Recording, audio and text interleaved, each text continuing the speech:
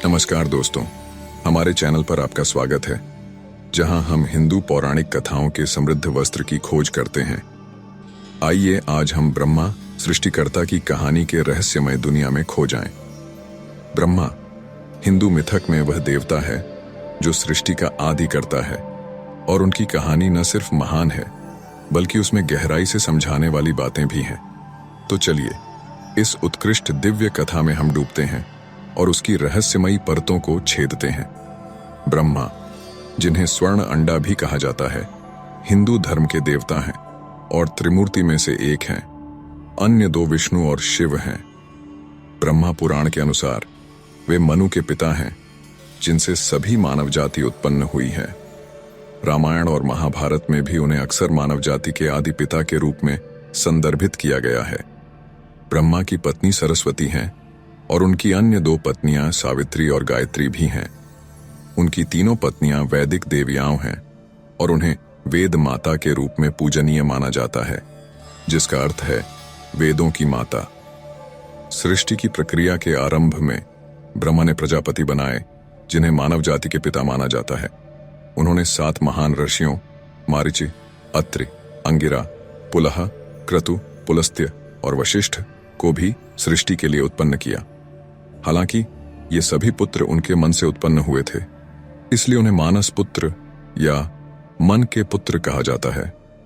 वैदिक और पौराणिक ग्रंथों में ब्रह्मा को कभी कभी अन्य देवताओं और यहां तक कि नश्वर मामलों में भी हस्तक्षेप करते हुए वर्णित किया गया है।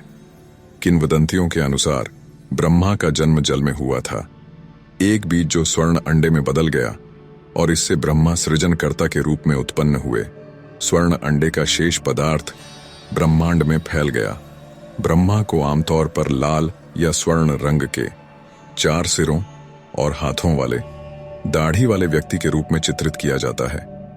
उनके 4 सिर 4 वेदों का प्रतिनिधित्व करते हैं और चारों दिशाओं उत्तर, दक्षिण, पूर्व, पश्चिम की ओर मुंह किए हुए होते हैं, जो ब्रह्मा के सर्वज्ञ और सर्वदर्शी होने का प्रतीक है।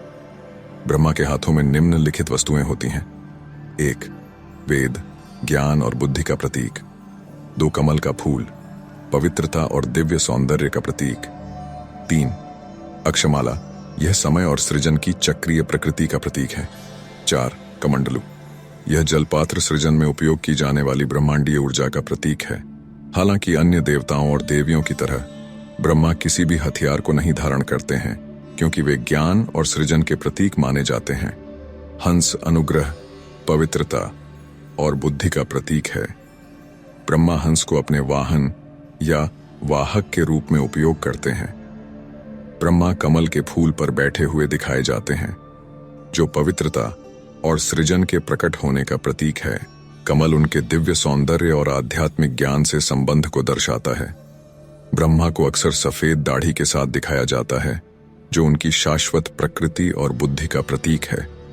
वे आमतौर पर शांत और स्थिर भाव के साथ चित्रित किए जाते हैं, जो संतुलित और विचारशील सृजनकर्ता की उनकी भूमिका को दर्शाता है।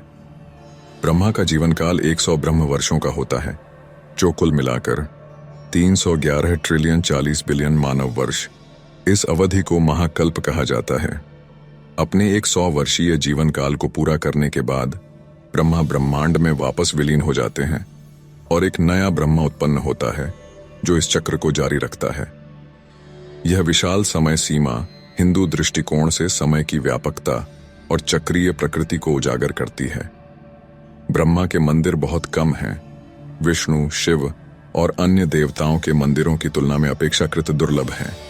कुछ प्रमुख ब्रह्मा मंदिर इस प्रकार हैं: 1 ब्रह्मा मंदिर, पुष्कर, राजस्थान, भारत।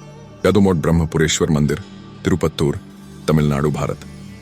यदि आप हमारे संग्रह को पसंद करते हैं तो कृपया हमारे चैनल को लाइक, शेयर और सब्सक्राइब करें। इसके साथ ही हमें आपके सुझाव और विचार भी बताएं, ताकि हम आपको और बेहतरीन वीडियो प्रस्तुत कर सकें। धन्यवाद।